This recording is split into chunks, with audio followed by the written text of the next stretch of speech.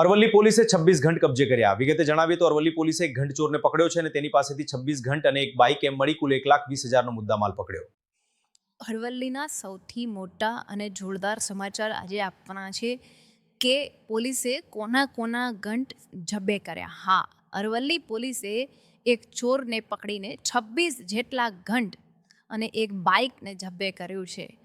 અરવલ્લી જિલ્લાના મોડાસાના પહાડપુર દધાલિયા જેવા મંદિરોમાંથી ચોરેલા 26 ઘંટ સાથે એક ચોર પકડાયો છે અને અંદાજે 1.20 લાખ રૂપિયાનો મુદ્દામાલ પોલીસે જપ્ત કર્યો છે।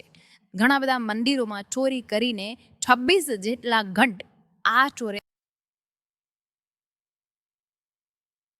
અરવલ્લી જિલ્લાના લોકોમાં એવી ચર્ચા ચાલી રહી છે કે આ ચોરેલા ઘંટ પૈકી પોલીસે કોના ઘંટ જબ્બે કર્યા છે અને અનેક ચર્ચાઓ ચાલી રહી છે। સમગ્ર અરવલ્લી જિલ્લામાં ક્યારે જાહેર થશે કે કોના ઘંટ આ ઘંટ ચોરે પકડ્યા હતા અને પોલીસે જબ્બે કર્યા છે।